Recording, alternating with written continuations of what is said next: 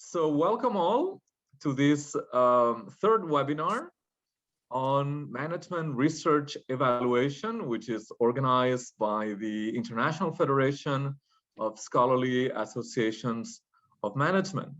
And I have the pleasure of co-chairing this session with Professor Kerry Brown, who is the president of the Australia-New Zealand Academy of Management.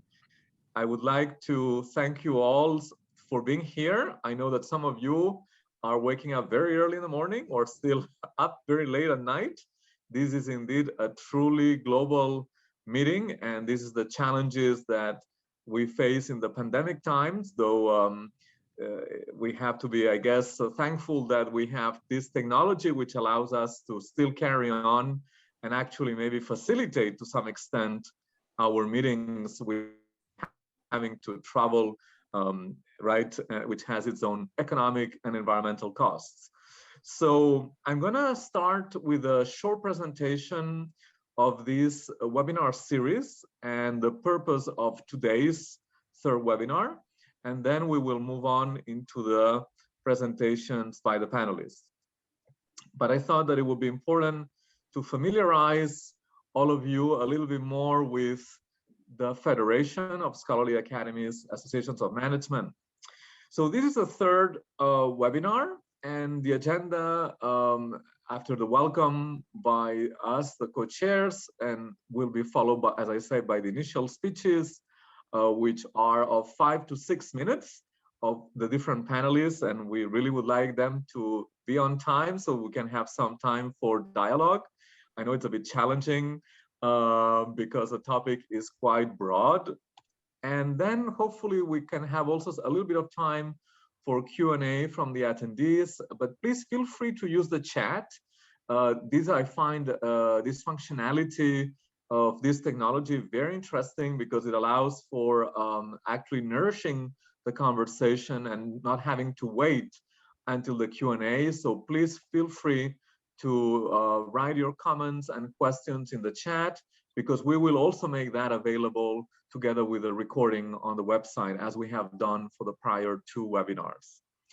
And hopefully we'll have also some closing words at the end.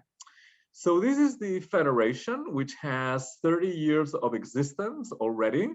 And currently it has 18 members. And you can see here what is the geographical presence of the Federation in different parts of the world. We are pretty present, I would say, in all continents, whether with full members, associate members, or observing members. But of course, there's still some work to do to truly be representing all the existing academies in the world.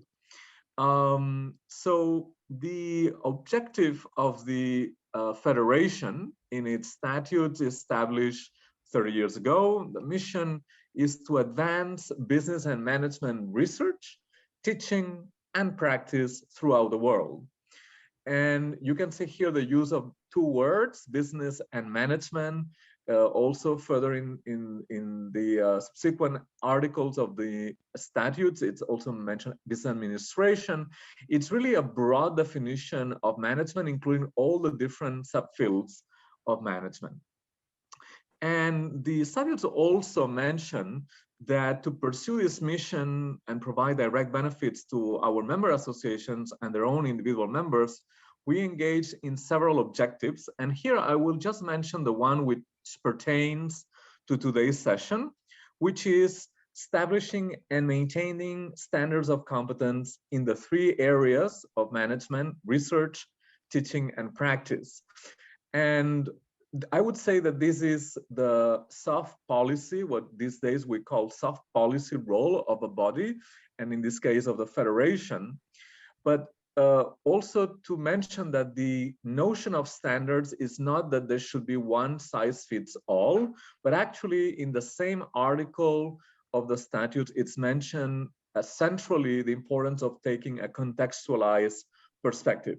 And that's why we are trying to do our best to bring voices from different parts of the world about the different topics that we want to address, and in particular in this webinar series, management research evaluation. As you might have noticed, and it's explained in our website, this webinar series, which is the first of the Federation, was triggered by the FT, the Financial Times list survey on precisely this topic on how to evaluate management research. And as I said, with this webinar series, we want to provide a forum, a platform for giving voice and engaging in a dialogue among different perspectives to reflect about the current state of management research evaluation.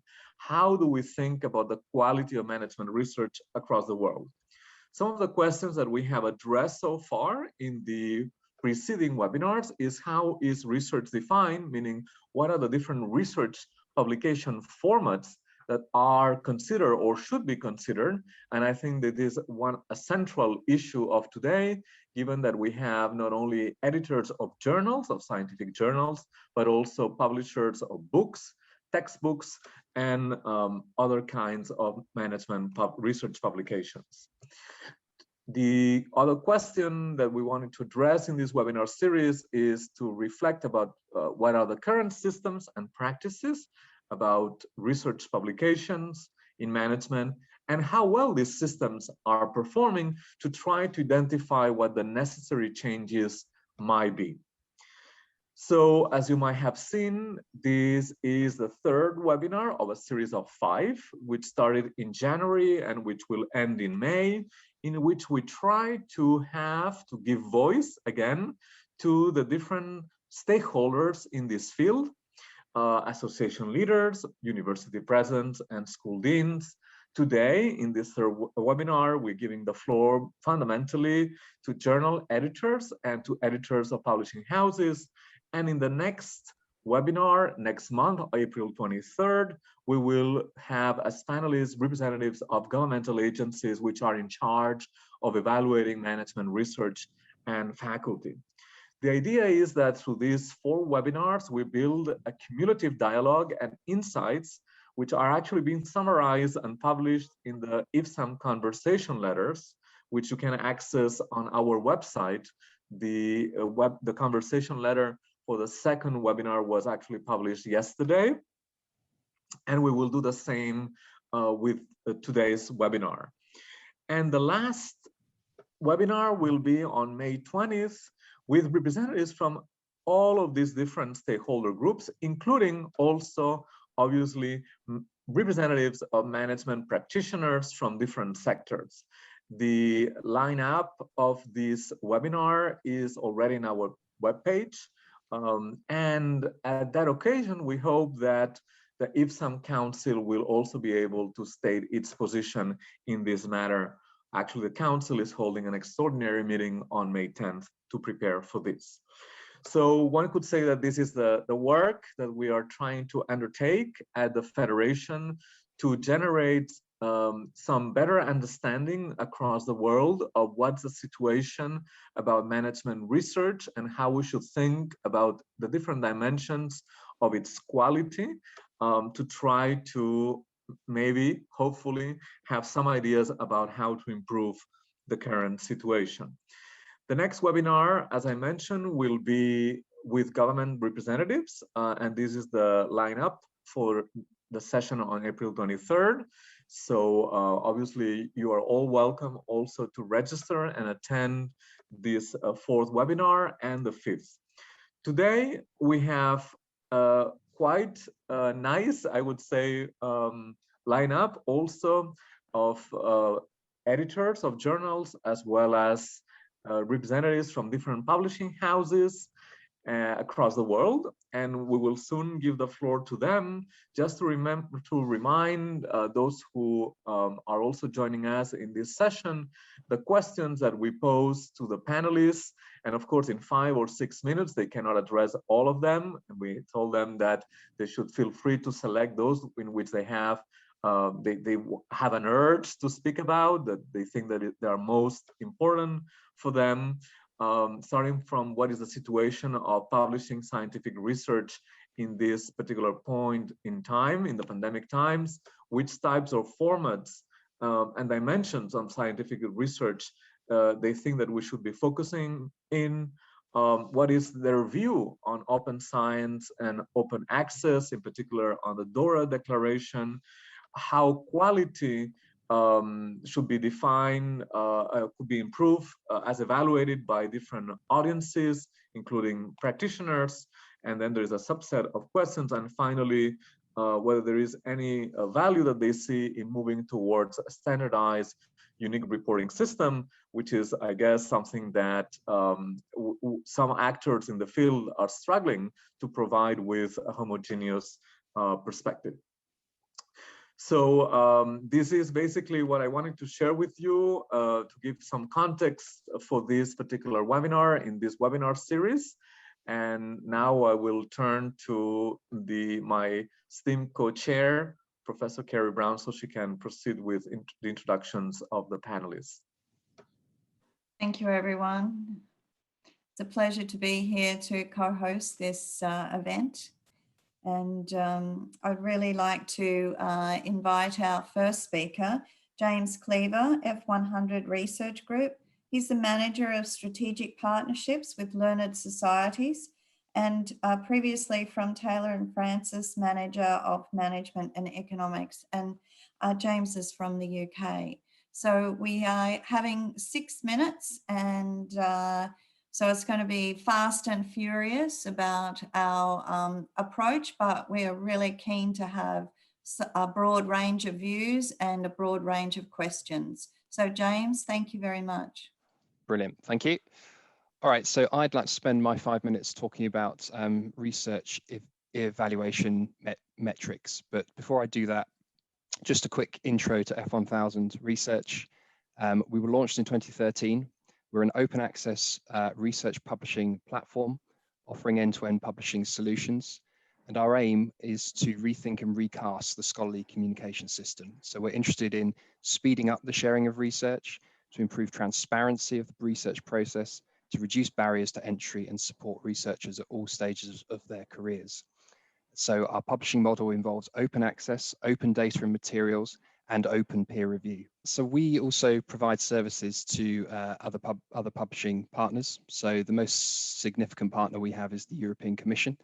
And just this past week, we launched Open Research Europe, which is the Commission's new open access publishing platform for all subject areas. What I wanted to look at was research metrics use in business and management. And what I think we have here is a fragmented research system that has an unhelpful focus purely on the output of research in the evaluation process. And I think we see that in business schools where the policies are very much geared around publication in a certain pretty limited list of journals that are seen as top journals, which I use with inverted commas. And I think that concept is hugely problematic. Mostly because the unit of currency in publishing is the article, not the journal. And that's even more so the case in an open access and an open research world. So we kind of end up in a situation of Goodhart's law, which is where, you know, once a metric becomes a target, it ceases to be a useful metric. And obviously measures can be gamed. And one of the things that we see from the use of research metrics is you know, to govern publishing behavior, is we see an increase in unethical kind of practice or kind of poor or lazy practice, and also an avoidance of dealing with some of the biggest questions that face our research, some of the biggest problems in the world, in favor of making small incremental kind of studies that are safer. The DORA Declaration has existed for more than a decade, and it advocates for not just using simple journal metrics like impact factor or journal ranking lists, but instead wants people to think about a much wider array of measures to assess research. F1000 is an original signer of DORA. We signed when we were formed. Taylor and Francis has signed just recently, and if you go to a Taylor and Francis journal page now, you'll see that there is a detailed metrics page with loads of different metrics on there, and more importantly, an explanation of how those metrics are calculated how they are used, and what their limitations are. And I think that's the type of culture that we need to breed when we think about assessing research. At F1000, all our articles have article level data around things like downloads, views, and citations. So you can judge the article on its own merit rather than its venue of publication. So if things like ranking lists and impact factors and those sorts of things aren't good enough alone, how should we measure research? Here are a few ideas. I think a number of these will be familiar to people. Altmetrics there at the bottom is a sort of system, and there are other systems, I should say, that can measure things like real world impact and policy, press coverage, new data and patents.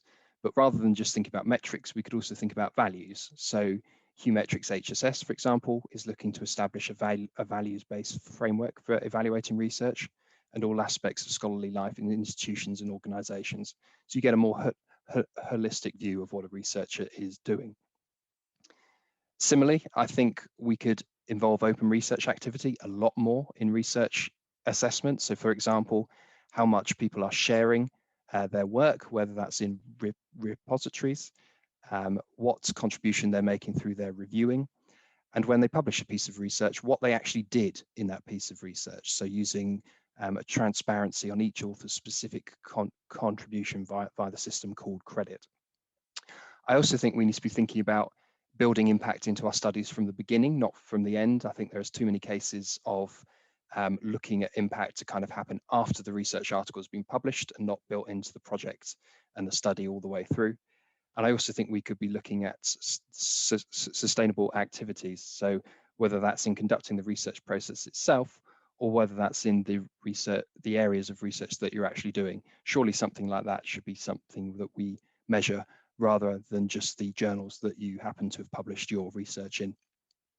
So I'd advocate for kind of both quantitative and qualitative measures. I think we need to align the incentives to researchers with what the actual kind of original goals of doing research are, because those seems to have diverged to me.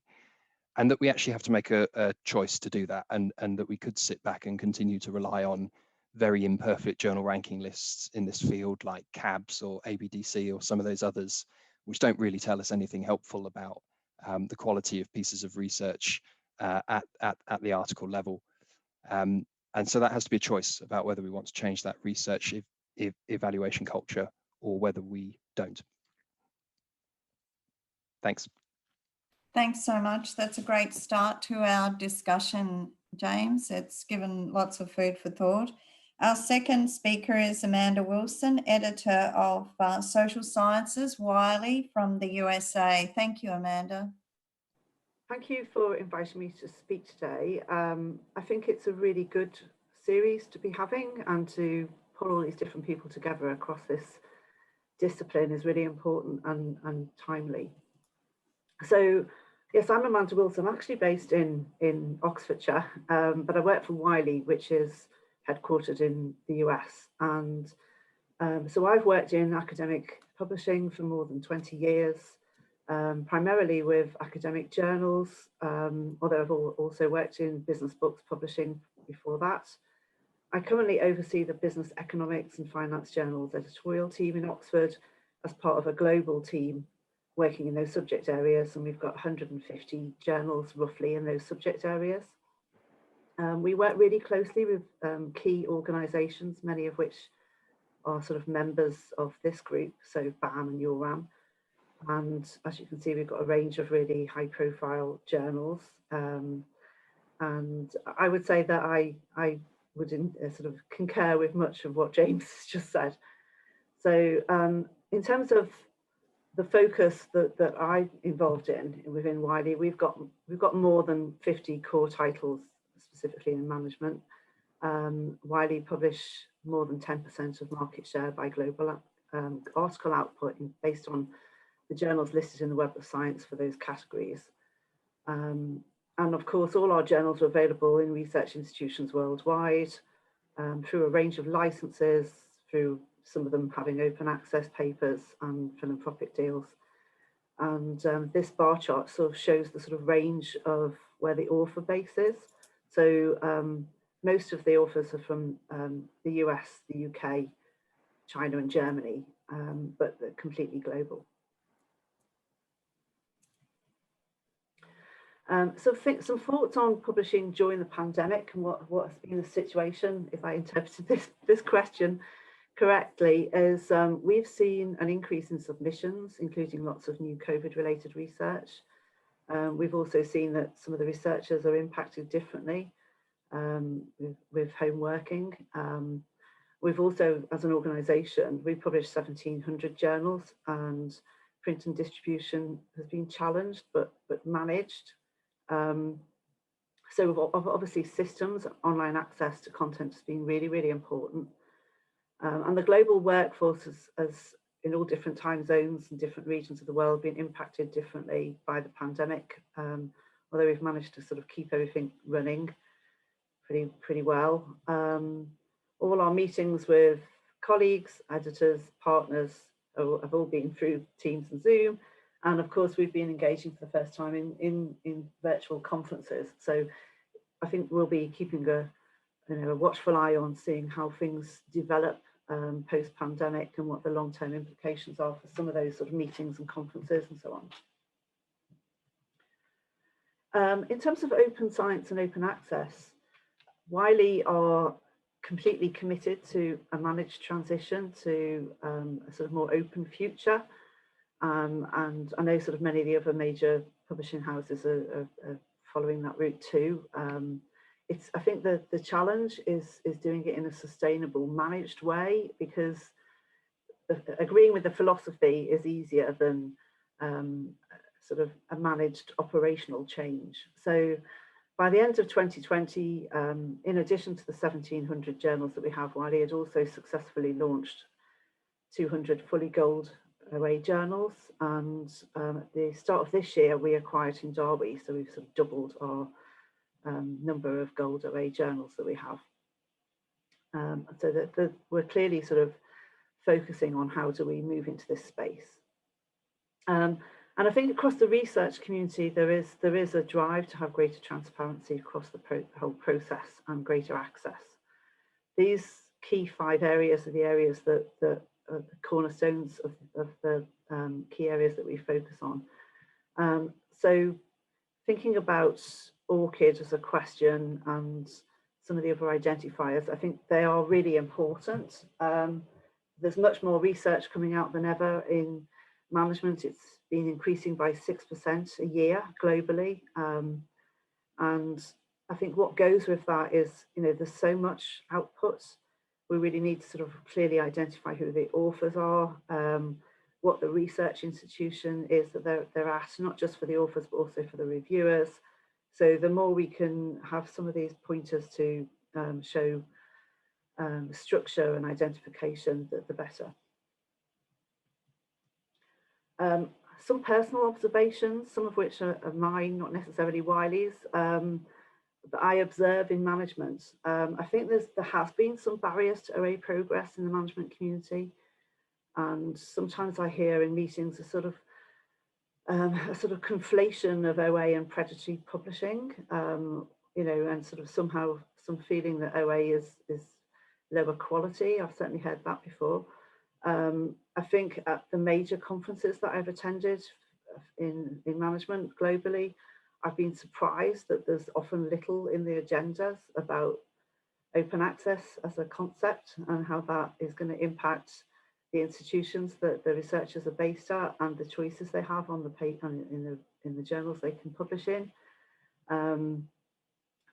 It's not surprising that there are very few journal-based, not necessarily article-based, but journal-based management, fully gold OA management journals currently.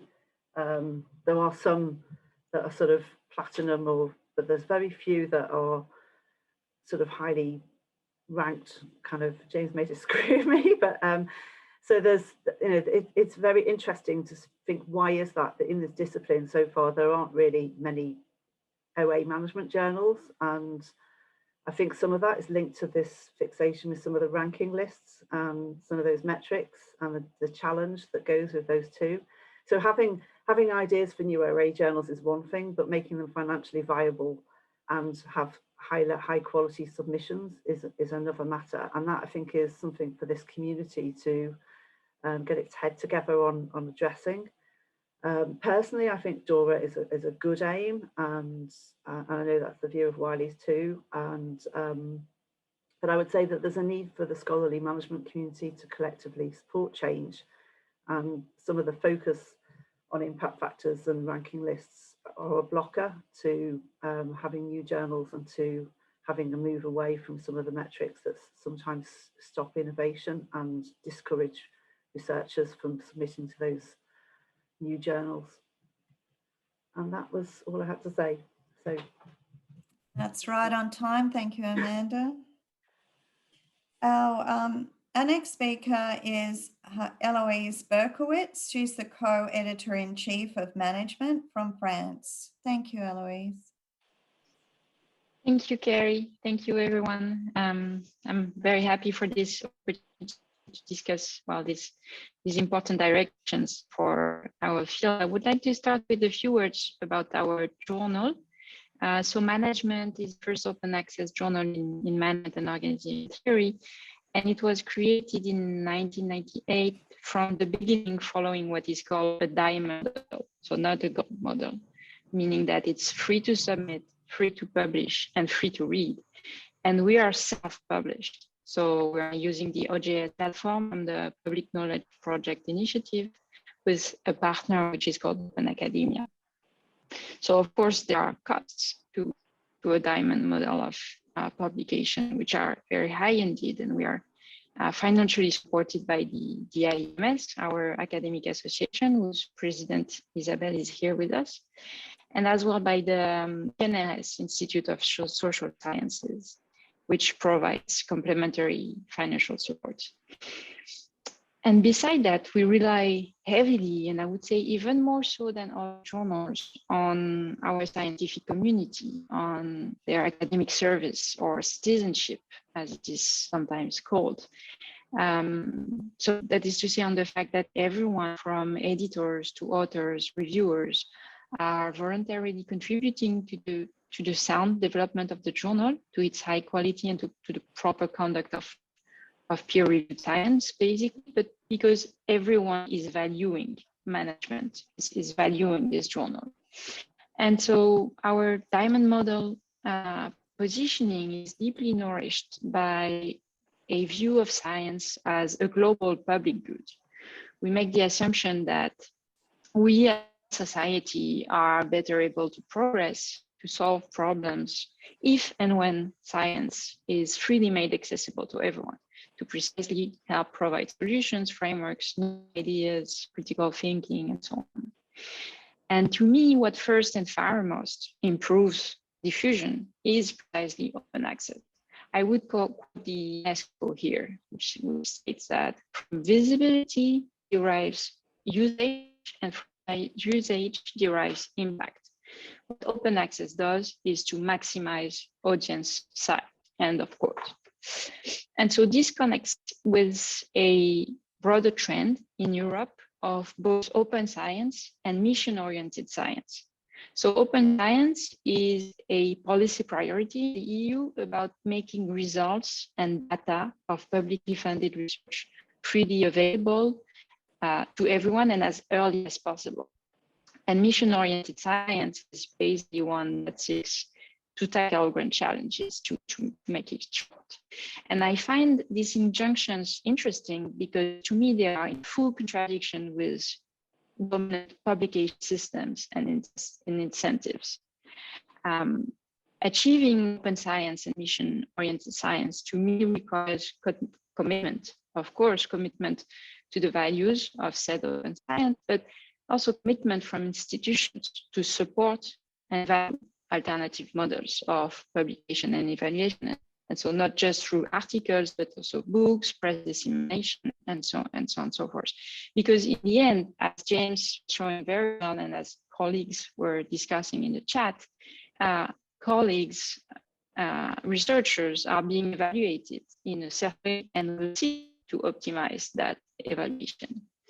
So fundamentally, this also implies taking some distance with regards to currently institutionalized modes of evaluation of science, so mostly biometrics, citations, impact factors, rankings, which are often stemming from the very commercial publishers themselves.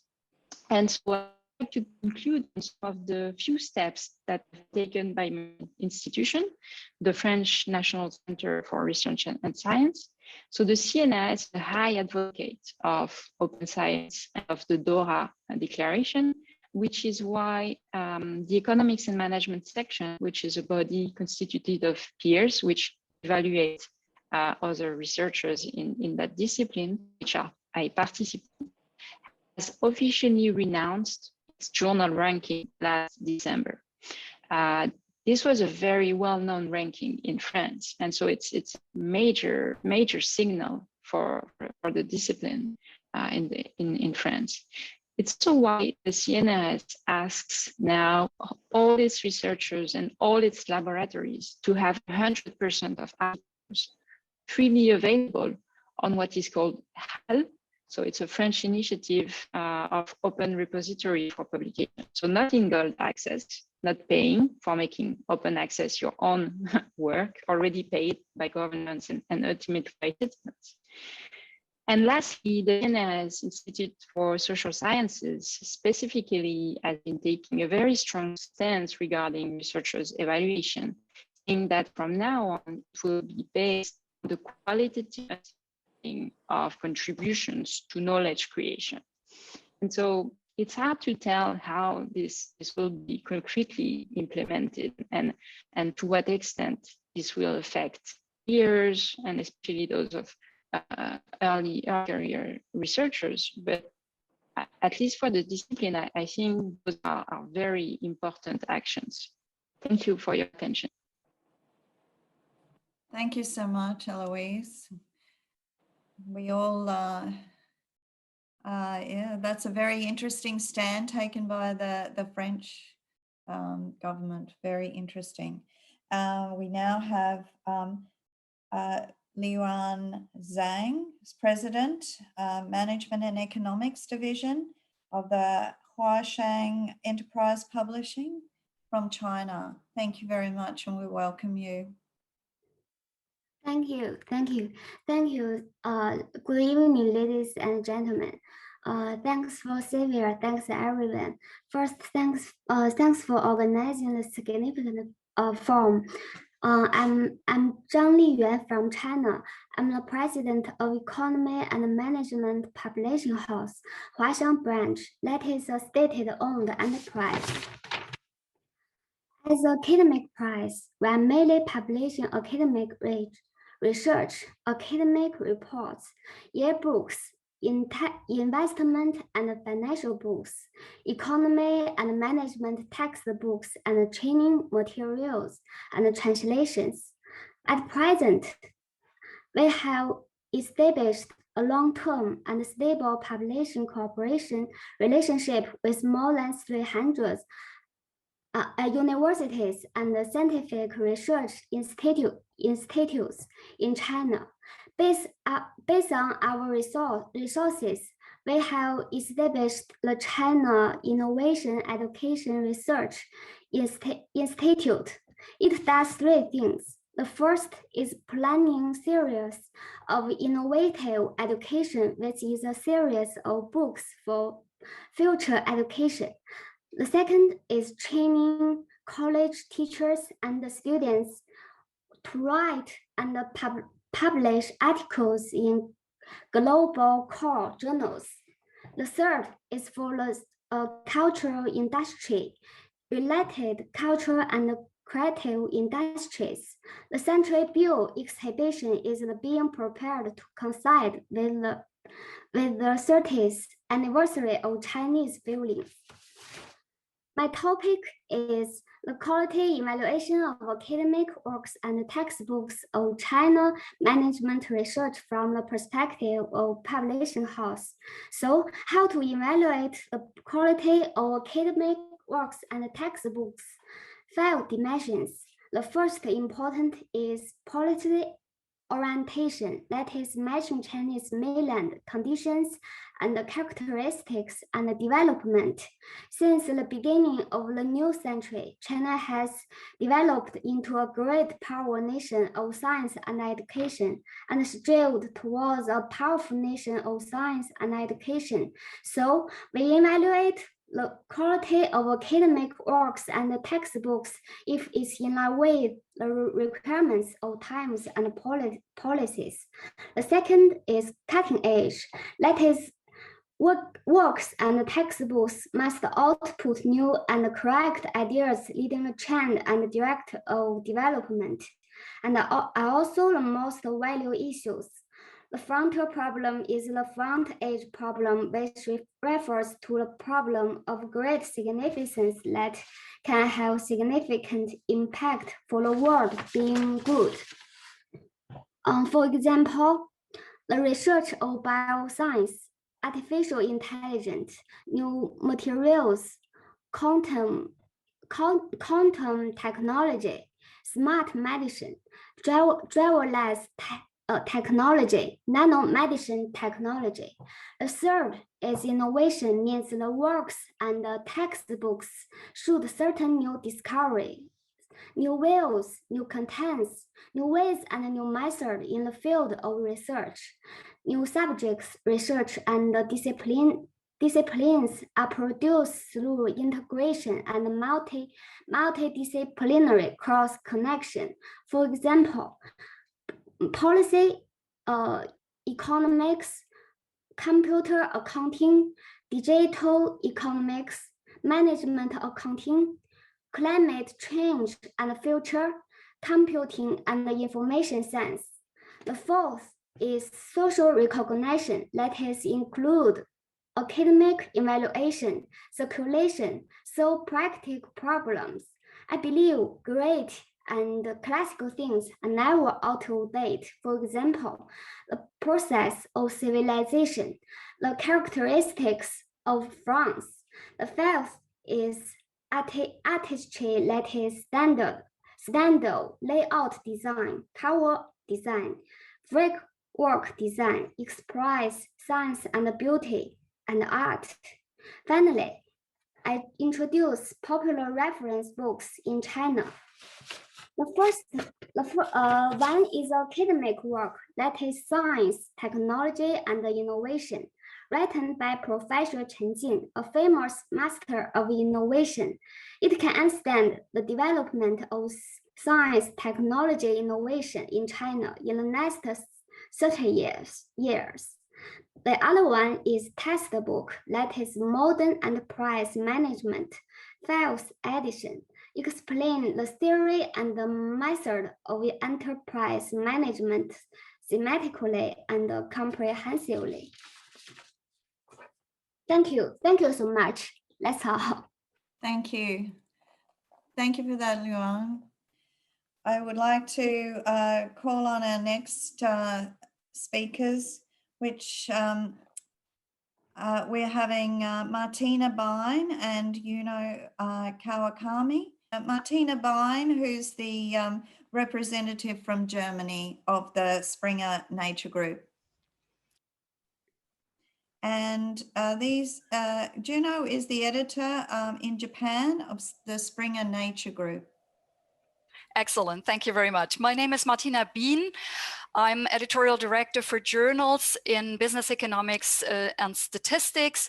I'm located in Germany, and my company is Springer Nature, which is an international publisher, one of the leading international publishers in the world, with 3,000 academic journals in our program and about 13,000 books that we publish per year across all areas of HSS and STM. I'm going to speak about journals, and then right afterwards I hand over to Juno, and that's why I'm doing this very quickly, because we have 6 minutes together. Let me start by, oops, let me see that this is moving to the next slide. Yes. Springer and Palgrave hold a large portfolio in business and management. You can see here on the slide some of our most successful journals in the area of business and management. And you can see that we add impact factors, we add downloads as metrics, and also other metrics. Springer Nature is a signatory of DORA. We support the variety of metrics. Yet I would also say, after hearing what James expressed, we think that top journals are not problematic. We do not think that you just need to look at the article, but not to the journal, because journals express research agendas. They have a history, and it's a signaling to the authors what you can expect from a journal, and it also reduces transaction cost to know what the different options are. The effects of the pandemic have been, as described by Amanda Wiley, more submissions to journals. The sorry, I've moved one too far. The open access commitment of Springer Nature was there from the start. About 33% of all Springer Nature articles published in 2020, and that was about 124,000, were full or golden open access.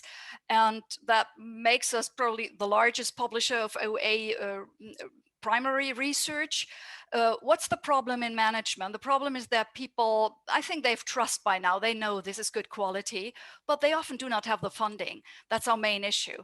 And that's what we try to work against with the transformative agreements, because the transformative agreements are publish and read agreements with centrally covered open access fees. And that makes it possible in an area in HSS to publish open access, to grow the content that is open access in the well-known journals that we do not want to completely give up and replace by fully open access, newly founded fully open access journals, but we can manage to transform existing journal with a high reputation to the open access world.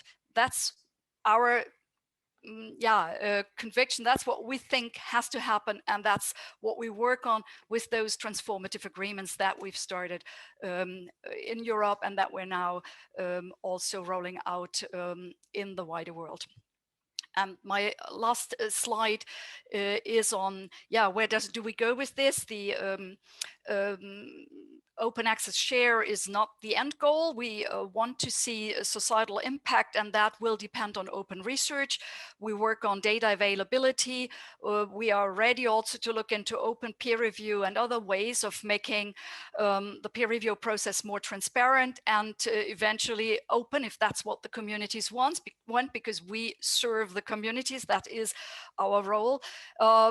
We also see a certain chance here to also foster research on societally relevant areas. And as an example for that, I've included into my slide the Sustainable Development Goals program of Springer Nature, which is meant to bring people together across the disciplines and make it possible to grow new areas of research in a very open environment. Thank you very much. I'm now handing over to Juno Kawakami, my colleague on the book side. Thank you very much, Martina. So now I'm going to talk about books. My name is Juno, and I'm an editor in business and economics, law, and political science, and I'm based in Springer's office in Tokyo. Next slide, please. So first, I'd like to talk about non-open access books in business and management. We publish a variety of books, but the most highly downloaded ones are textbooks and professional books. So here you can see the chapter downloads of some flagship books that we publish. We publish several series in textbooks, such as the Springer Texts in Business and Economics series, and then professional book series, such as Management for Professionals and Future of Business and Finance. And I also manage several monograph series in Japan and Asia. Several of them are indexed in Scopus. Topics gaining importance nowadays are digital transformation, cryptocurrency and blockchain, fintech, supply chain management and logistics, especially as it relates to COVID-19, healthcare management, sustainability and SDGs, and diversity and inclusion, among various other topics. So you've all talked about evaluation methods, especially pertaining to journals. Similar methods exist for books as well, as you all know. Usage, so download figures, download chapters are one of the core metrics that we use. And this can be broken down by geography, so region, and then sales, how many books have sold, citations, and mentions and recommendations measured by alt metrics. And then positive book reviews in popular magazines and academic journals. And then awards. Sometimes this highlights how a book is evaluated. So here on the right-hand corner, I've shown a book that was shortlisted for the CMI Management Book of the Year Award. And several other books have been awarded, for example, the Nikkei Prize in Japan, which is a prestigious award given to books in both business and economics. So those are some of the metrics.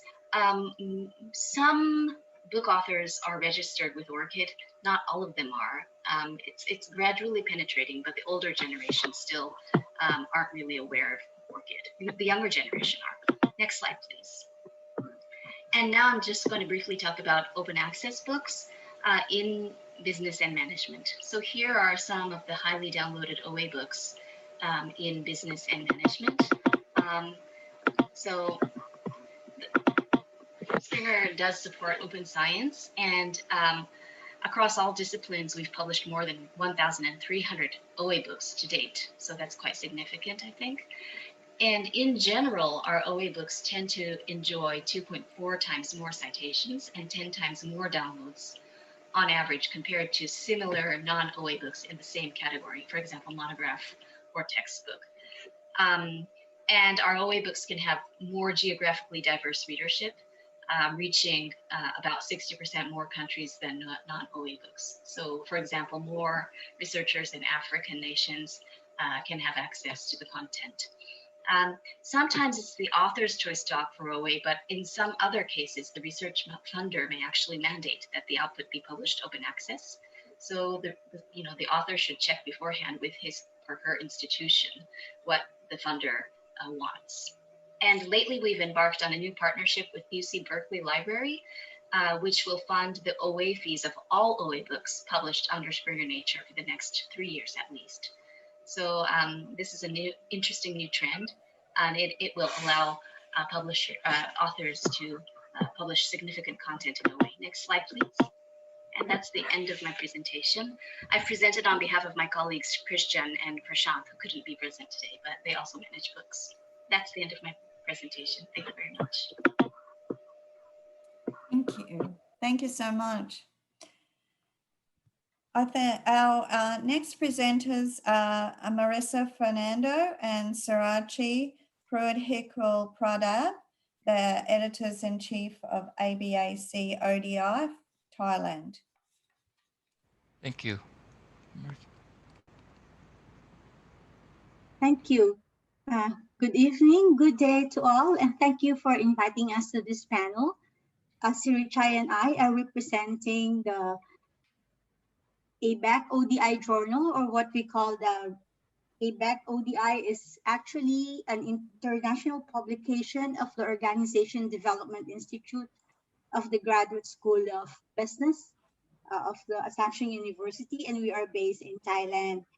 It is intended to be a knowledge hub of scholarly contributions of researchers, particularly our faculty and staff, and of course, internationally on academic information, research, and updates best practices in the interdisciplinary field of organization development and management. It is double-blind peer review and cited in the Thailand Citation Index and the Asean Citation Index, and it is published biannually. Well, our journal is also an open access journal using the OJS and the platform. All our university journals are into this platform. We consider it beneficial because it is free of charge for downloading and very good for knowledge sharing. The goal is to further research, especially for engaging new researchers. In terms of quality and sustainability, I think it is the responsibility of the editor and the editorial board to ensure the integrity and quality of their published research. The DORA publication, in my opinion, honors the diversity of different disciplines and contexts of learning, teaching, and research. There is no one best standards for and in giving institutions or groups of association related to one discipline is a more valid option. In Thailand, we have what we call the Thai Citation Index, serving as a database of academic papers published in Thai journals, both English and in Thai.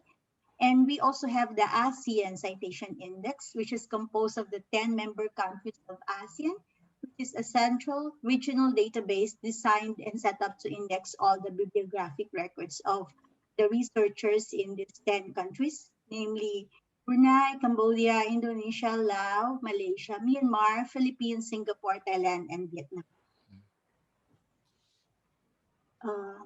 In terms of the pandemic, I can see that new topics or even similar topics are emerging, such as change management in terms of leadership, behavior, innovation, agility, but they are all enhanced with and explored in terms of the new or the next normal. Methodology engages new forms of data gathering enhanced by technology and still being developed. In OD, we see an emergence and gaining ground of qualitative research and new forms of research designs with the use of technology and using smaller samples. In terms of the value, societal value of our publications, I'm speaking from the point of view of OD and management, which is interdisciplinary. And therefore, what is valid also in one context may not be valid in another. So I see the value of research if it creates a mind shift or paradigm change at the individual and collective levels. In our university, we form researchers who are also practitioners or practitioners researchers. And these are our learners who have steep experience in management and still want to do continuous learning. Our OD research aims not only to produce quality research that is publication worthy, but also research that can further their organizational effectiveness, that means it's applied research, and to be as individual practitioners and researchers with themselves as the agent of change. So we are clear that our research is meant to be shared, but also to create value in effective positive change at the personal and collective levels. Thank you. Mr. Surichai. Oh, okay. Yeah, I think Marissa already covers most of it, and it's just a couple of things that I want to add on.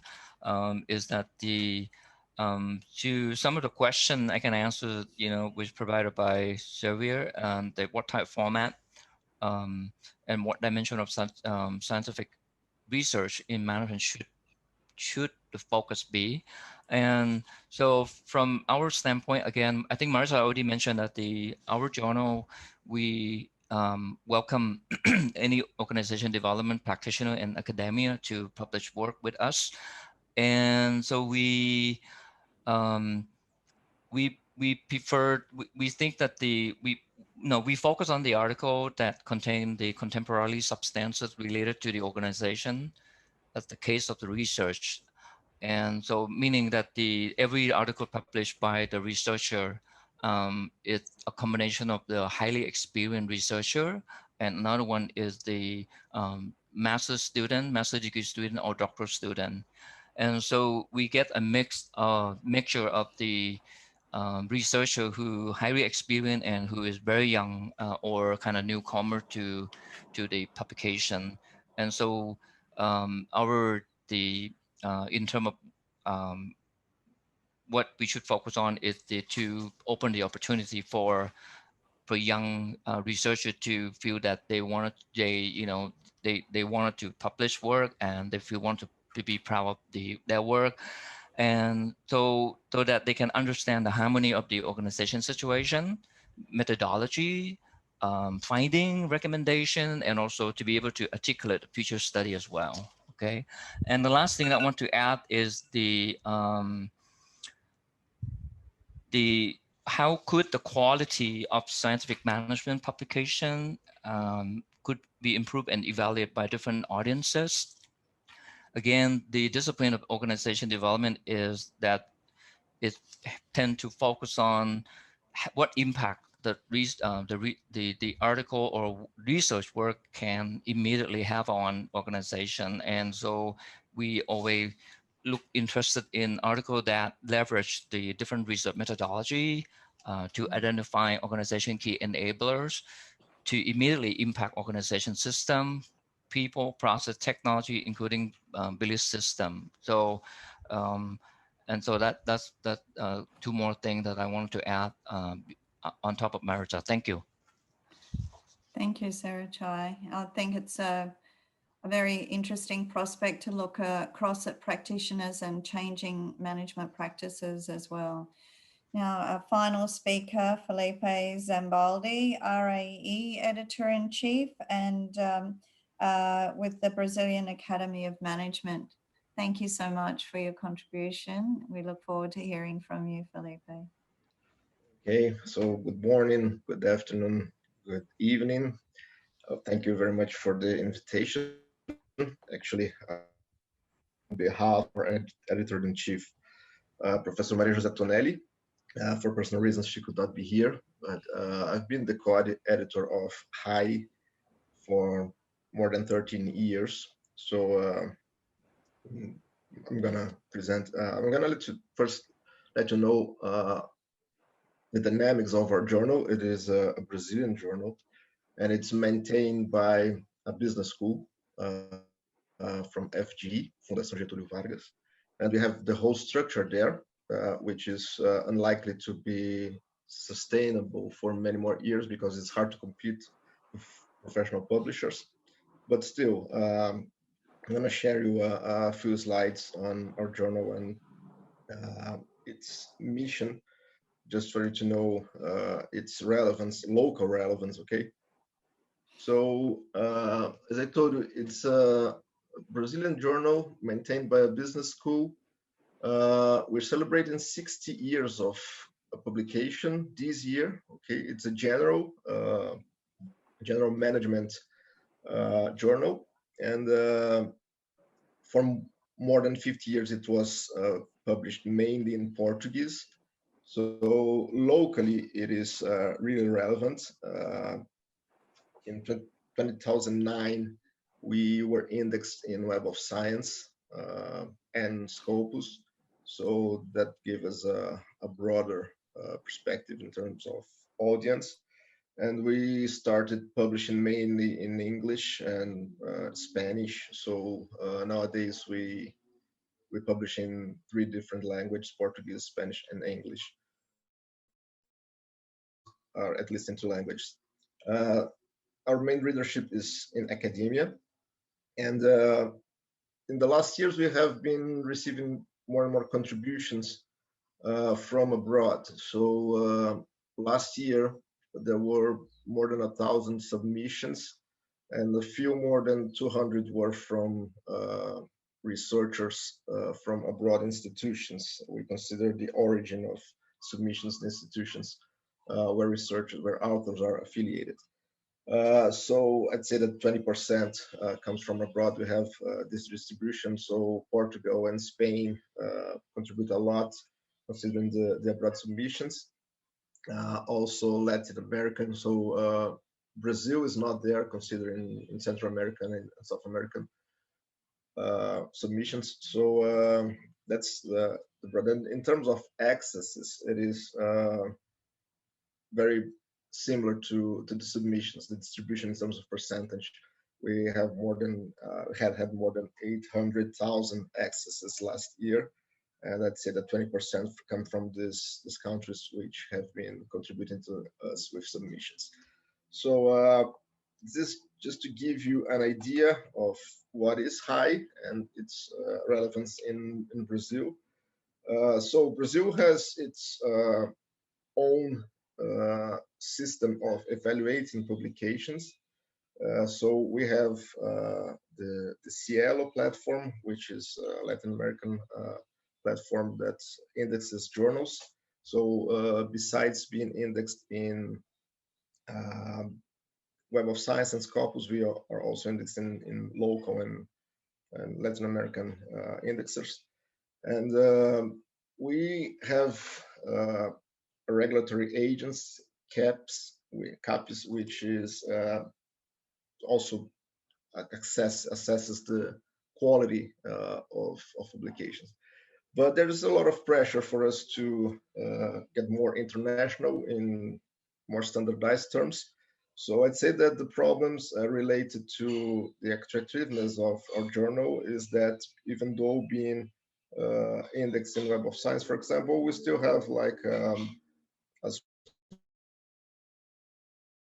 impact factor when compared to the Cielo, which Latin American factor we have, and that makes us not as attractive as we might, even considering our history and the relevance that we have in Brazil. So I'd say that on the other term, the society as a whole has been showing evidence that they value academic research. We can see in Google Scholar, for example, additional metrics that would mean that access to research all around is actually increasing. But I'd say that business schools, institutions in general, are still evaluating the academic production or the production from researchers and scholars by means of top journal metrics. And we have all this discussion in the chat here about incentives for early career scholars, and also how long does it take for a publication or an article to be considered relevant in terms of these metrics. I'd also say that in terms of submissions, as Amanda said, we also observed an increase in submissions last year. I don't know if people are more motivated or have more time. And in terms of objects, I'd say that also gender imbalance and social related issues are increasing and being more prevalent in submissions. I myself am not a management scholar, I'm a marketing researcher. I'd say that the change of consumer behavior to digital platforms is really a hot subject right now. And of course, I think that journal communication style is really, really specific, and all research should have like also a managerial or practitioner-oriented version in order to be more relevant and to achieve a broader audience. And I don't think that relevant research should be necessarily published in top journals. They can be, but definitely when they are, they also need a more practitioner-oriented version. In terms of open access, I said that Brazil is a particular case itself, because for more than 10 years, in order to be assessed and consider a quality journal in Brazil by this regulatory agency, CAPES, we need to give open access and preferably not charge for that. Okay, so that's what we've been doing since 2007, late 2007. And I think that all those indexes and standardized repository search as ORCID, ROR, they are good, but they also reinforce the fact that standardizing metrics may not give as much as freedom for researchers to search for niche outlets, for example, which I, as a researcher, would like to have more freedom to do that. And considering the quality, okay, that's my last topic, I would say that for us to reach society as a broader audience, we should not consider practitioners or managers or society itself as sources of information, but maybe to produce research with these stakeholders that would give us a broader view of what's going on. And I think that they would recognize research as more useful or more relevant if they were part of it in its production, not only as a source of information. Well, thank you very much for your attention. Thank you so much. Lots of food for thought for our discussions. Now, we have all of our formal presentations. I'll hand back to you, Xavier, to curate some of the questions, because we've got some questions and answers, but maybe there's a few other topics that we can expand on, and some of the topics that have been raised we can expand on. I particularly wanted to ask about the transformative agreements, Amanda. So, but also I'll hand over to Xavier to talk about the issues and summary. Thank you so much, Carrie, and thank you really to all the panelists. Again, this is a tour de force, as they say in French, right? In so little time, to try to address what we would say it's a very complex or even wicked challenge, if not a problem. And this webinar is devoted to publishers and editors of journals, which are key actors, right, in this field, in this issue about management research. From all the points that were raised, it seems to me that we have at least 5 big issues. And I will try to summarize this, and then kind of what Madeleine already kind of triggered in the chat to ask, what could scholarly or learned societies, which the Federation, let's say, tries to unite or provide a platform for discussions, could do? The 5 issues that I see, and there are already many, 5, right? Probably there are more. First of all is scholarship, right? And I think that that's something that James addressed. What is research supposed to be, is about, right? And I would say that scientific research is about scholarship. And what is scholarship? Is creating new knowledge, creating knowledge, right? Recognizing what has been already said in the past. And it comes associated with some kind of methods to try to find that new knowledge. And I think that one of the key elements for that is the double-blind review, right? The double-blind review is a major, if not the most important method and practice that we have given this, any scientific field, right, to try to guarantee that there is scholarship, because that the reviewers and the editor are expected to guarantee that the prior literature is taken into account and that the proper gap is being appropriately scientifically addressed. So I think that, you know, a critical issue is the double-blind review system, and what is this call for transparency about reviews actually gonna do, Pavlons and all the rest of it. The second issue, which is related to the first issue of scholarship, is quality signaling. I would say that it was brought by James, and also in the conversations in the chat with Andrew Jack, who is the editor of the Financial Times in charge of global education. And we're really thankful that he is again with us throughout this webinar series. What is the proper signal of scientific quality? Still, I'm using that adjective, scholarly quality, right? And we had the discussion about citations of an article versus the impact factor of a journal, right? And how early do we have signals about that scientific scholarly quality. As Andrew was putting forward, there is a delay in the article, and so that then the journal impact factor can serve as a proxy while there is no still evidence for the first 8 to 10 years of the citations for the particular article. So what is a combination of signals about scholarly quality that we could use?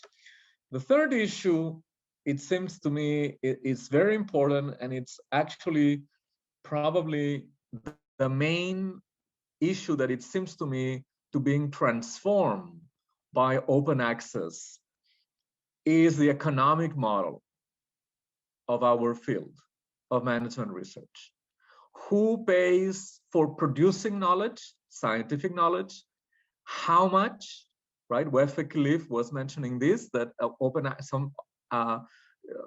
access journals, they required for authors to pay, and who pays and how much for accessing those publications, right? So in that regard, I think that Eloise brought the concept of a public good. Is management research a pure public good, which public economics defines as being of non-exclusive provision and non-rival consumption? I think we can agree that a journal article is of non-rival consumption. If I read it, any of you can also read it, to no detriment of each one's reading of the article. About provision, I'm not sure that it's non-exclusive, because indeed, up until now, someone had to pay for those journals to be able to be accessible at universities, right? But so some of these new models that Eloise was talking about, they actually pertain to challenging that economic model in which publishers are central actors, in being either private corporations of other kind of entities. They have their own objectives. The fourth issue is one which is about relevance to other actors outside the scientific community, outside scholars. And for that, we use the term until recently relevance. And in the recent years, we have the word impact, managerial or societal. And there is the challenge of how to have, let's say, measures which are replicable across different parts of the world on impact, as Andrew was also mentioning. I don't know if Andy would like to intervene later on. Andy van de Ven, who in 2007 published a book about engaged scholarship. I think one of the challenges that we face there is how do we measure relevance? Relevance to whom? And is every single actor getting the same weight? Actor meaning outside academia. And the last, I would like to refer to standards. I think that it's something that Felipe clearly put forward, that with the diffusion of these metrics, we are, let's say, triggering or leading the production of scientific knowledge towards a single model, a single standard. And whether it's good or not, I think it is to be discussed. I will close this summary by saying that I think that it's clear that we have a collective action problem, right? It's a collective action challenge. And there is something here which is, I guess, also very clear, that academics, as individuals, we are the most fragmented type of stakeholder, right? Collective action for us as researcher is the most complicated, because we are very, very fragmented as individuals. We have our associations in different countries, for different regions, and the Federation tries to provide a venue for that collective action, but it's not easy. Then we have schools, universities, which are also, there are many of them, right? But maybe within each country less. And finally, we have the publishers, right, which are more concentrated. So, and I don't want to put the FT on top of it as the entity which produces the, probably the most salient ranking. But so I guess there is an issue about who can do what in a most effective way. So with that, I guess we can actually try to address the question that Carrie wanted to ask about transformative arrangements, and maybe then we can move to other views on the issues that I tried to summarize.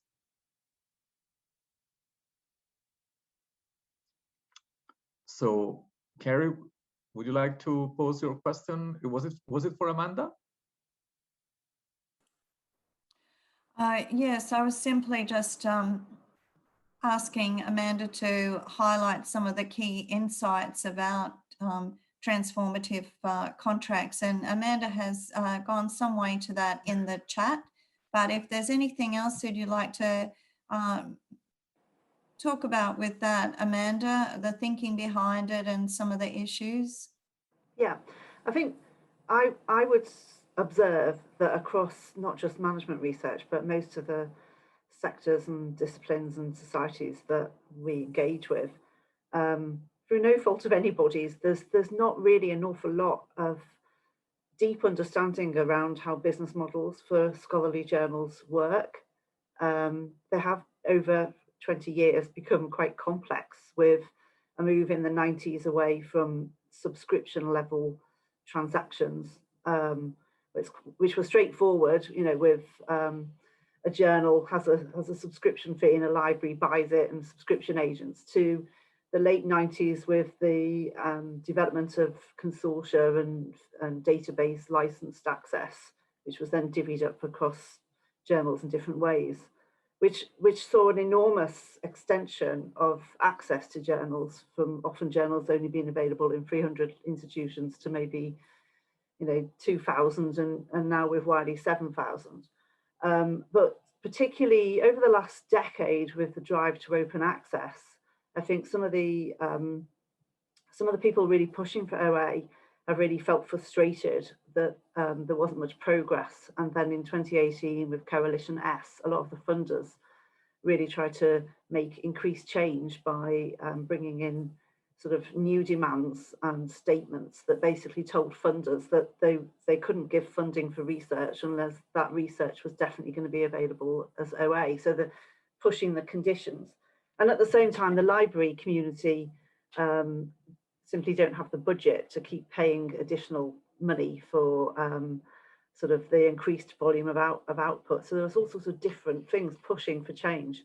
So the big publishers like Springer Nature and Wiley and others, when we would renew our licensed arrangements, say with Germany, who were particularly OA focused as a community, those librarian groups will say, we're not renewing those licenses that are based on a sort of pay to read arrangement. We want something different, and if you don't agree, we're not going to sign, and we're not going to let your journals be available to our research community. So it's pretty fundamental. So over the last couple of years, Wiley were experimenting with, initially I think with the Netherlands, and a major agreement with Germany, where there's a pay to read, where the basis of that is, instead of those German institutions giving the publisher a chunk of money to set up access to read everything in their institutions, they split the payment and say there's this much that can be allocated to journals based on subscriptions, and there's this much that is ring fenced and can only be used when authors at our institutions publish in your journals OA, which means that the researchers then have, if you're at a German institution and you publish in a Wiley journal, and your paper will be published OA, and you won't personally pay an APC because it's already pre-arranged. And those transformative agreements have been rolling out to sort of enable a managed shift to OA.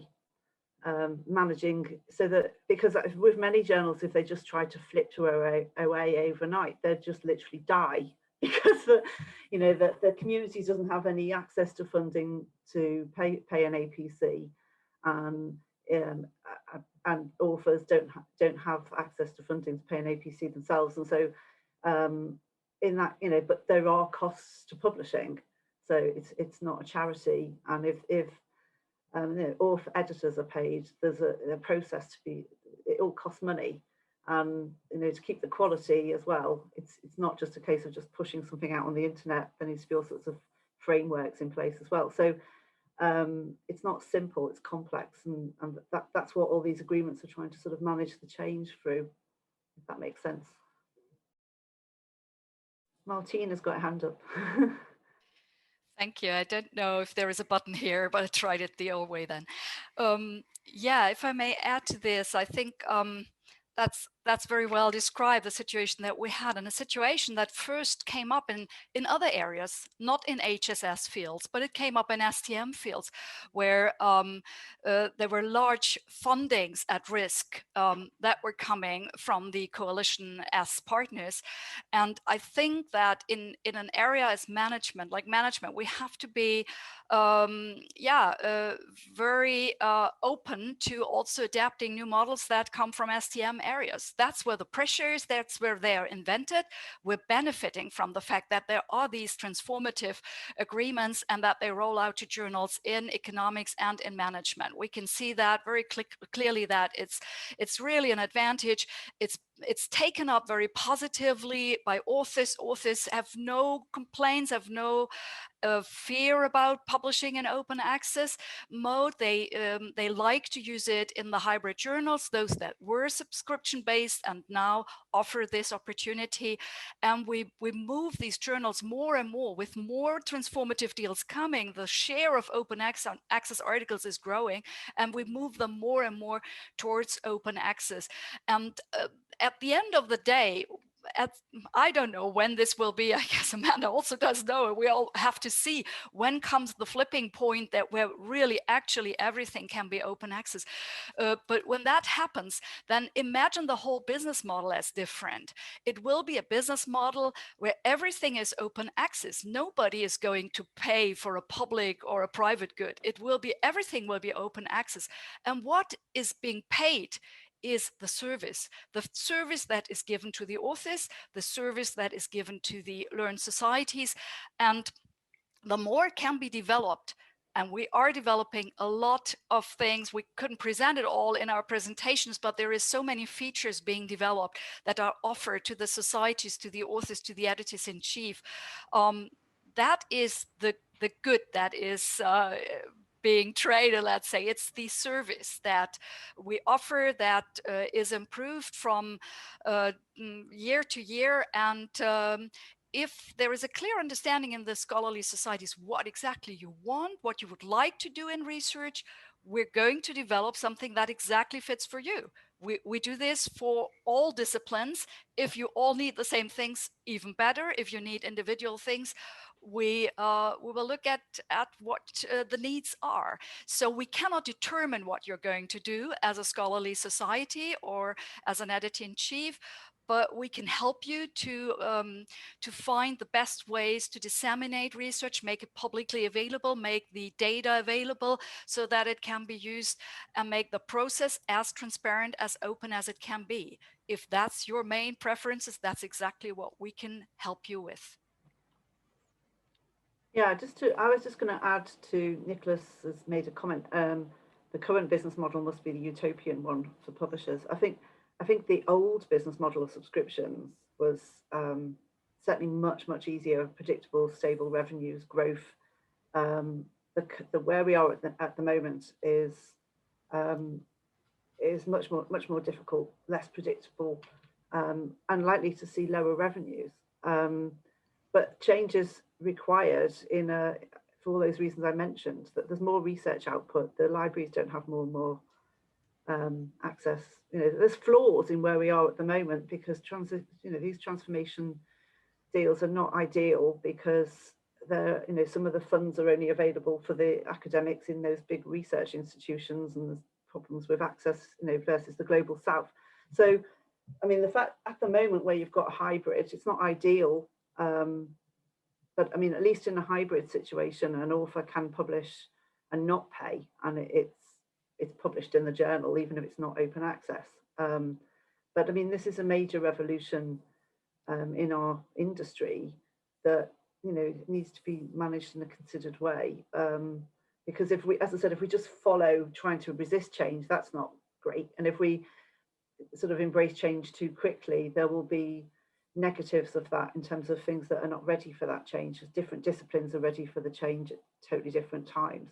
To point to the comment I had about ranking lists, I think the problems with things like the impact factor and the ranking lists, although they have their value, when it comes to starting new journals or new areas of research, if people won't publish in those new products because they're not ranked and they haven't got an impact factor, then you're sort of stuck.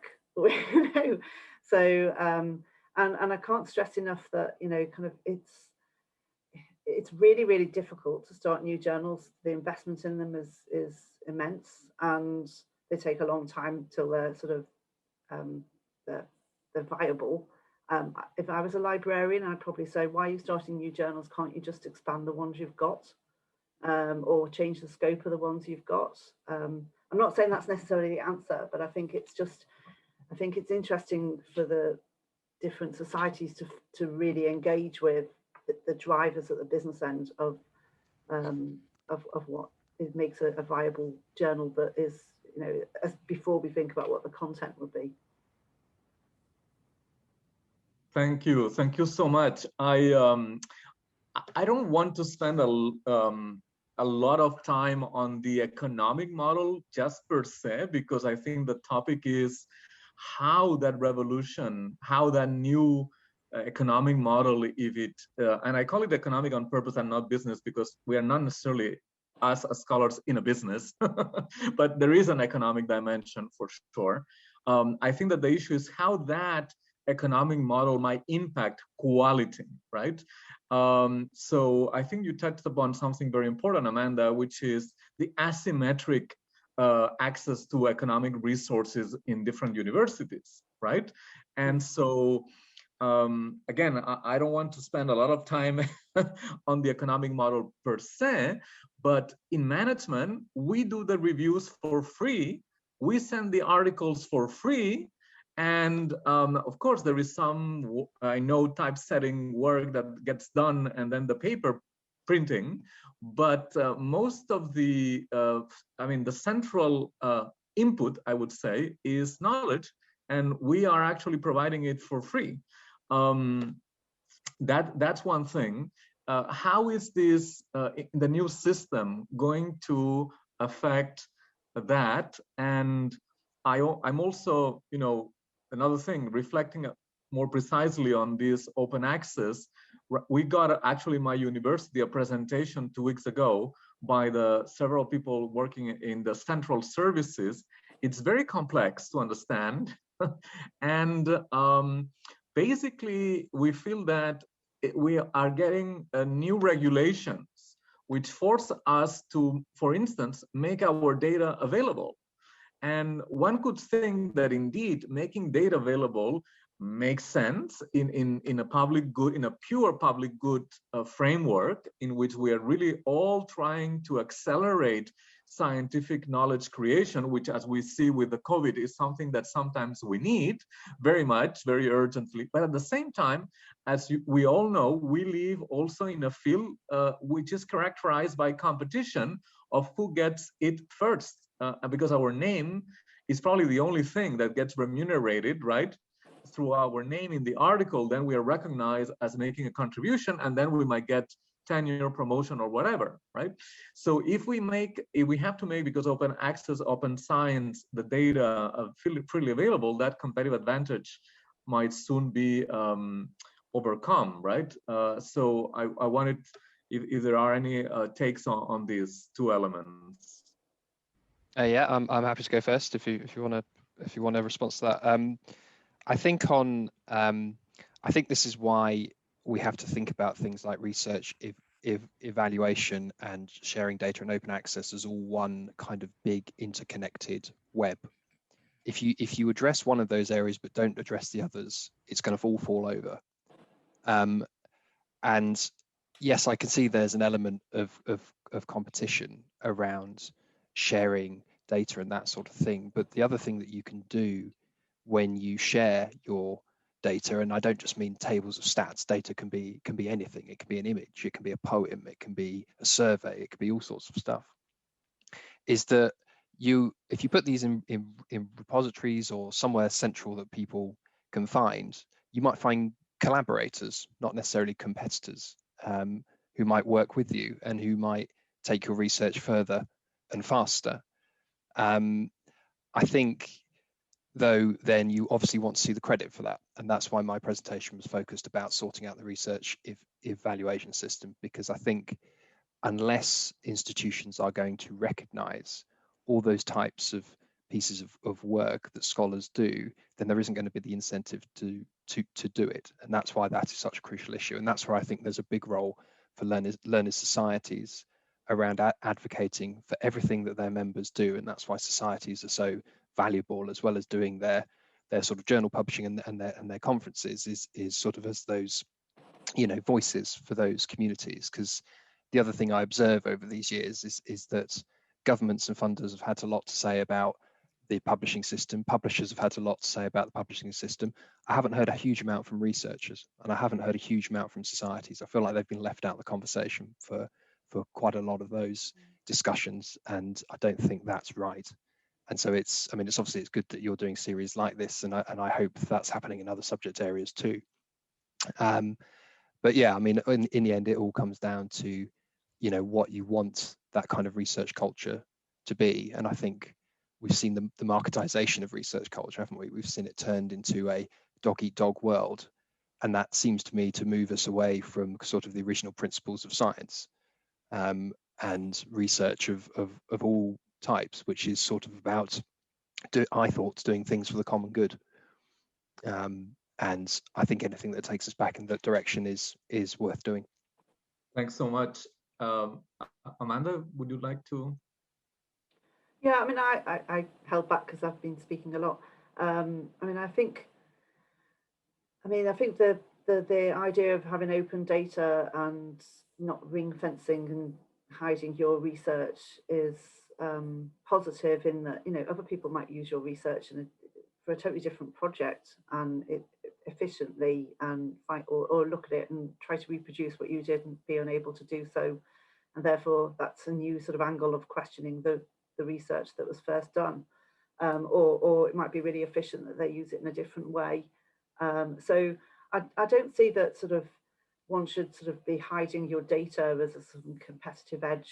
And I mean, I think as James said, I mean, isn't the aim of research to be sort of unlocking new knowledge and working collaboratively rather in competition with each other?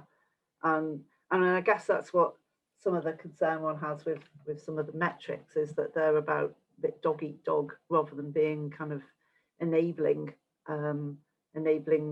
new areas of research if there are blockers because they're not established. So that's probably all I'd say.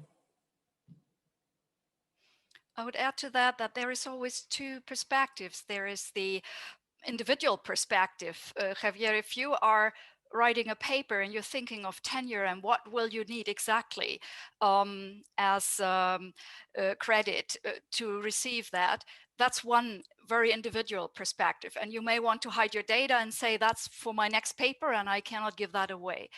At the moment, when we think about the societal level, that's a totally different one. That means there's Javier's paper. We want to replicate the results, and we can only do it if we have the data.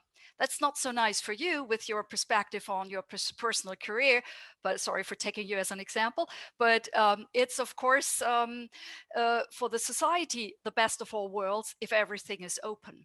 And that's why we speak about moving everything into an open world where there's maximum distribution, maximum collaboration, maximum access and availability of results and of data. And that makes it easier also for the Global South and every other region in the world to access this, but there is some payment in it. I mean, when I read the comments in the chat that say we're doing all the work and then we have to pay to read it, well, we want to get away from paying to read it, but we will not get away from paying to produce the framework, to produce the setup, the channels via which this is going to be distributed, and the investment in IT solutions to move it on and improve the product and its dissemination. And I would see it from that perspective, not as a payment of the product, but the payment of the service. Can I add something? Yes, please. Yeah, so I think that speaking from a university perspective, and we have our own journal, and and also I also had a chance to publish some of the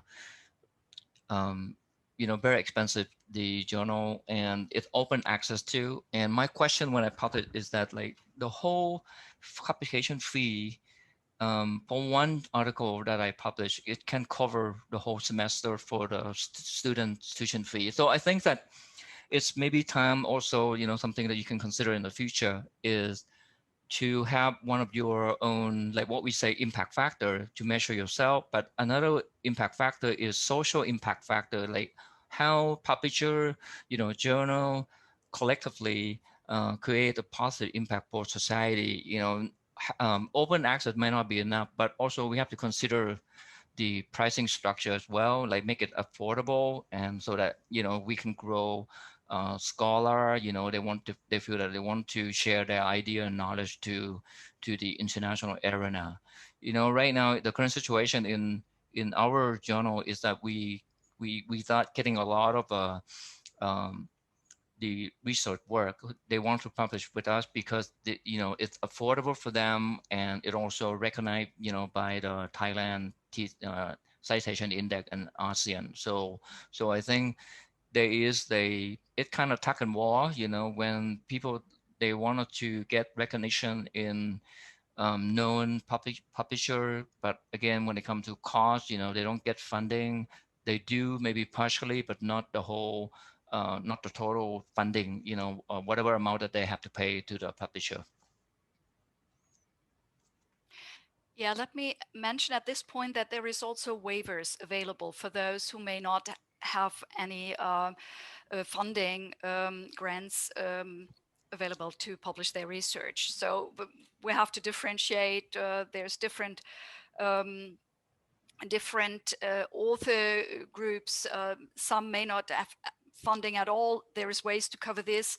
Others may be in areas of the world where there is funding, and that funding may be provided through transformative deals, as we said, on a central level, covered for everybody. And therefore, what you raised at the beginning, the question, what is the right price? That's a difficult one because the services are different, and you can't obviously compare the prices between different companies or institutions offering that if they offer different services. Mm-hmm. Yeah, but there is pressure on pricing, if I may say that. I mean, Amanda will agree with me. Whenever we negotiate new deals, not us, because we're from the publishing side, but our sales colleagues, there is a lot of pressure to deliver more and more content for the same invest on the side of the libraries or the institutions. So there's movement in that. Mm-hmm. Yeah, maybe before, I think there was a very interesting conversation between Madeleine and James in the chat. But just to address this issue, I think that, and I know that you were not referring to me.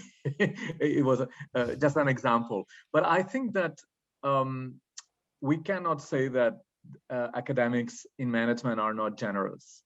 I think we are very generous with our time in general, and we are very generous with the knowledge that we believe we create. As I said, we review for free and edit for free. And this is actually how as you know, how an article gets produced is kind of co-authoring between the authors, the reviewers, and the action editor.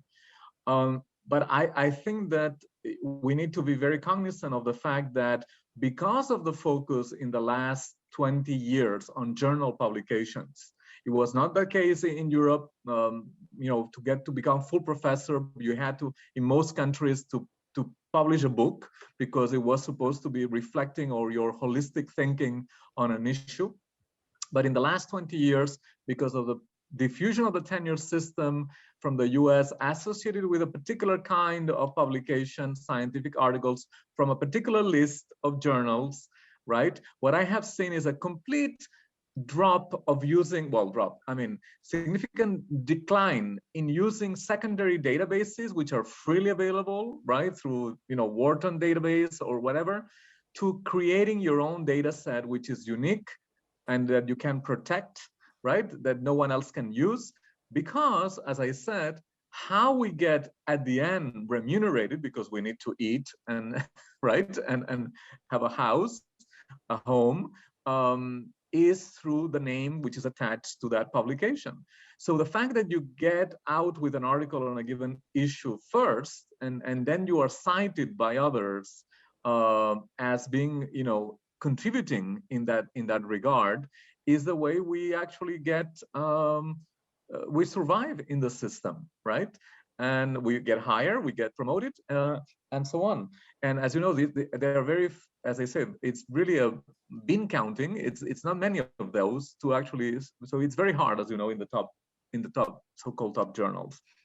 So I think that as James was saying, unless there is a change in the incentive system that management schools and university at large use to reward the contributions of their faculty, it's that pressure, it's not gonna decline, I think.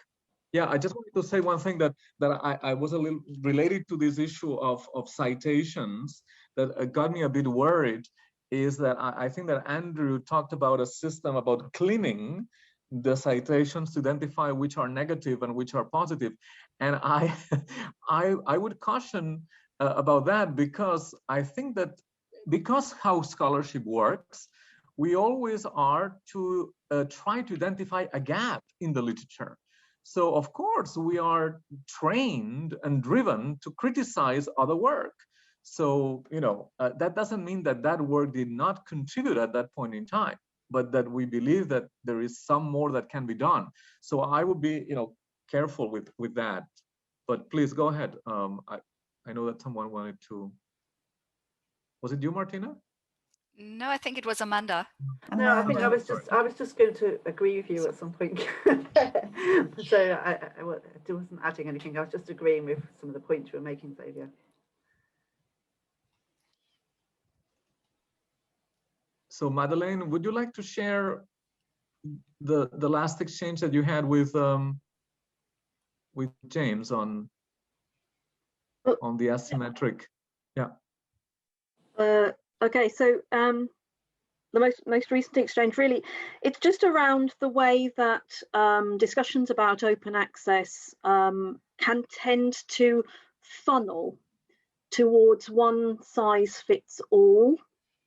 And so my plea is always, and this has been going on for the last 10 years, always the learned societies, when they do get a voice at the table, are always having to say, hold it, this is a complex ecosystem.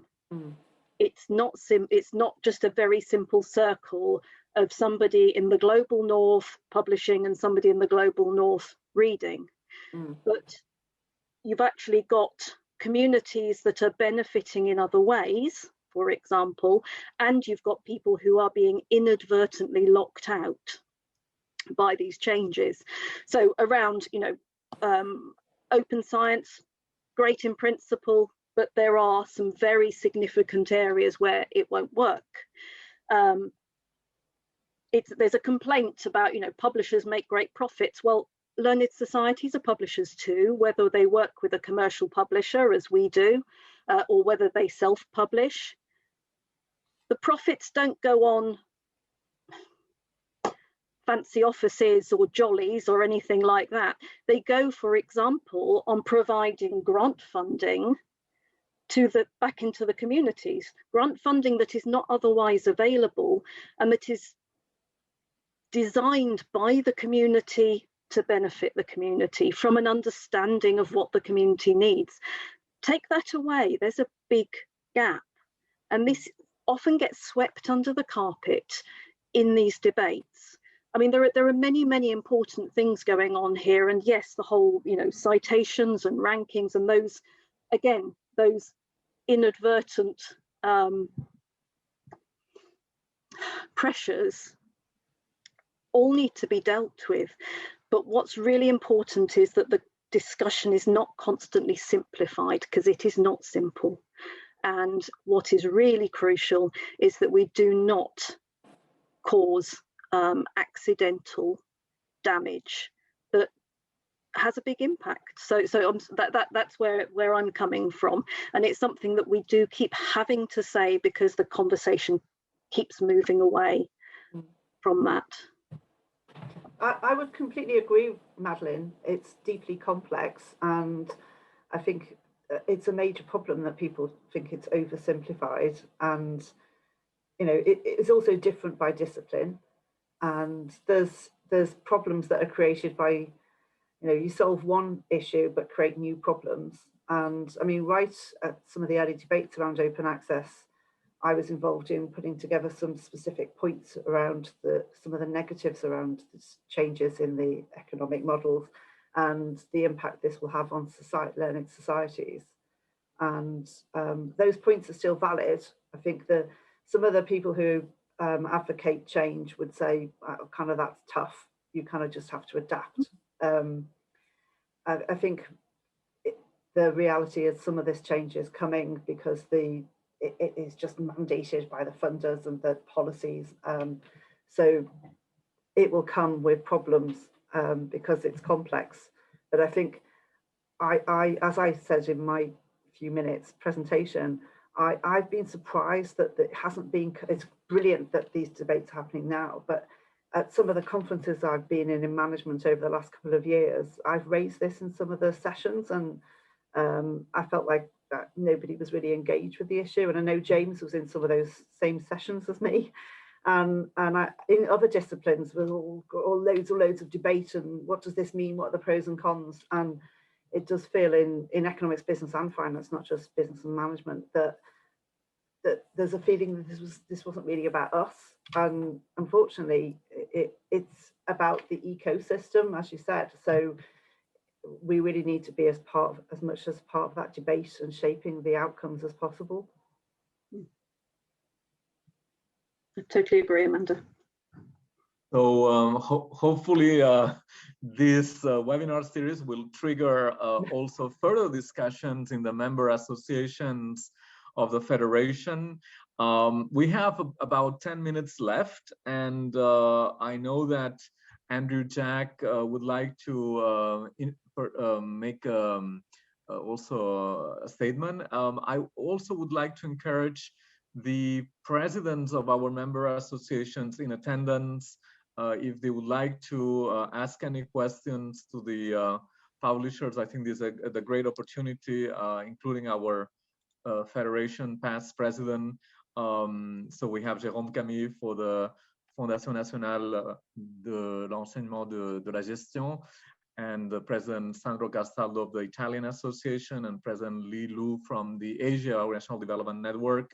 So please take also the advantage if you want to ask questions. Andrew? Yeah, thanks very much, and a great discussion. Some really interesting reflections, I thought. I mean, just a high-level philosophical point, as it were, and then a practical one from my perspective. I mean, I spent many years following the health and medicine sector, if you like, and it seems to be a lot of the debates about open science and publishing come from that field. And I think they're really desirable to encourage the widest possible sharing, dissemination and uptake of scientific research into, for example, treatments for diseases. Of course, the thing that's sort of somewhat special about business schools and schools of management is the whole incentive structures an organization is very different. You know, I mean, open access has been pushed very legitimately, in my view, in medicine, because the key funders are governments and philanthropic organizations that want funding that leads to new health interventions. And so quite rightly, they want as wide as possible collaboration and sharing and open access as possible. The weird thing about business schools is that actually a lot of them are a lot more autonomous, that they derive most of their income not from third party, as it were, public sector funders, but from cross subsidy of either tuition fees or consultancy. And so there's inherently a very different set of mechanisms which are less linked to accountability, for example, and therefore equally, perhaps also sometimes there are rather more, can I put it, intimate, opaque relationships between researchers and corporations, for example. And in turn, very often those corporations or consultants don't necessarily want to attribute where they've got their ideas from if they're then trying to commercialize them or use them for competitive advantage. So there's a series of fundamentally structurally different issues that need to be addressed there. And of course, you know, that creates huge distortions in terms of how easy it would be to fund published research and how easy it is to have a fingerprint to trace back from an original academic idea, let's say, to a take-up within an organization in wider society.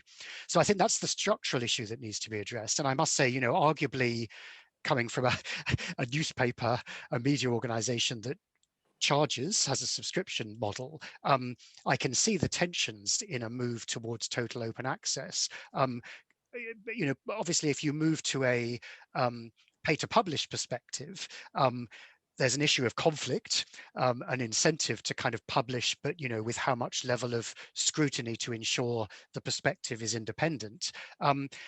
And the other side, the beauty of subscription is it's a metric of quality. If subscribers, readers are willing to pay, it suggests that they do want and value the underlying research. So I think those issues need to be perhaps integrated into this debate.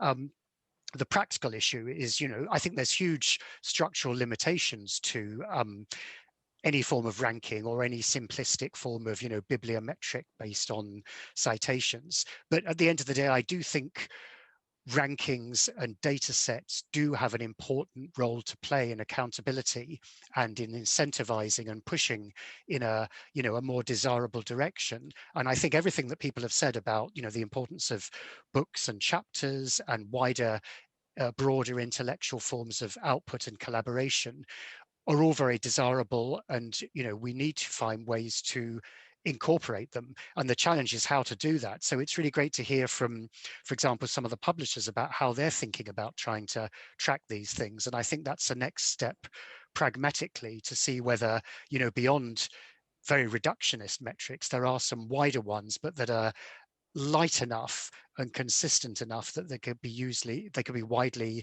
applied and used as part of a broader process of assessment for recruitment, for assessment of different schools' activities, for collaboration and so on.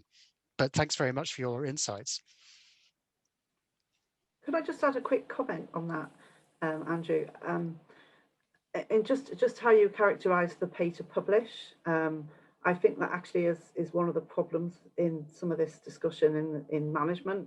I touched on the idea of vanity or predatory publishing being conflated with OA, because if somebody submits to an academic journal, the papers are assessed and peer reviewed in exactly the same way as they would be, regardless of the way they're eventually published. It's only after they're accepted that there's a decision made whether or not they're going to make it open access or not. So I think that it mustn't be considered that the OA route is somehow a lowering of standards or a reduction of barriers to quality.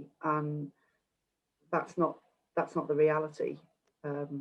Certainly not in the Wiley journals, and I'm sure not at Springer Nature and other places.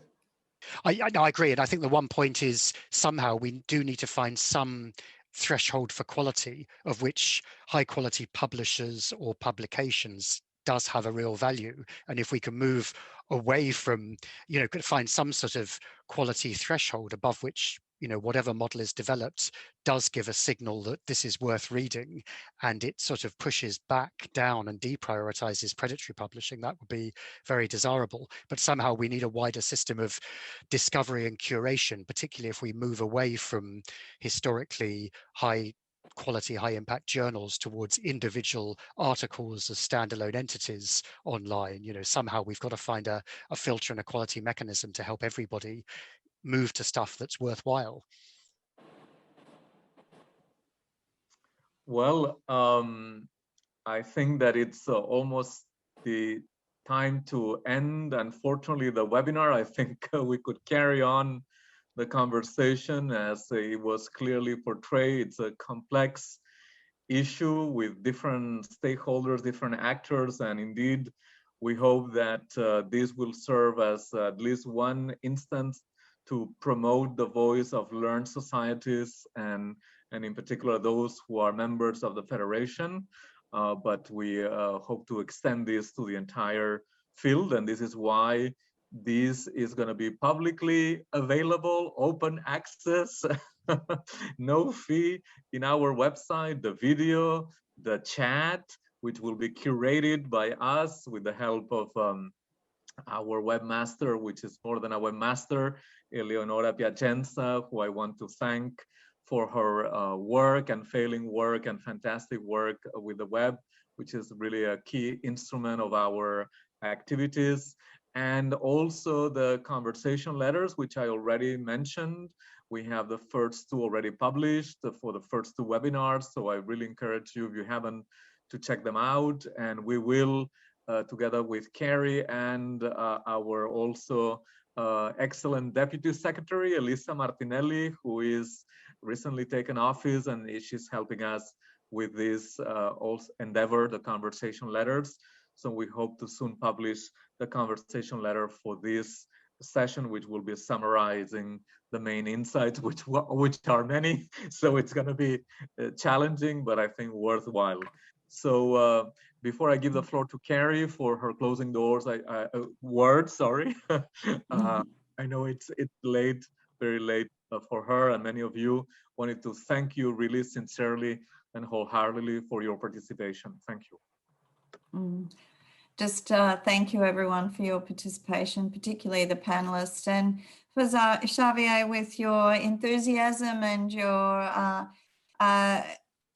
just the vibrancy which with you pull this together. I'm really, I think everyone gets a lot out of it, and we start the conversations like Amanda said, and these are conversations that we need to have. They're overdue and we're having them now. So this is a good point for us to be involved, and thank you to Xavier to lead the charge on that. Really appreciate it. You're welcome. Thank you all. Bye-bye. Thank you. Bye-bye. Thank you. Bye-bye. Bye-bye. Bye-bye. Thank you. Thank you.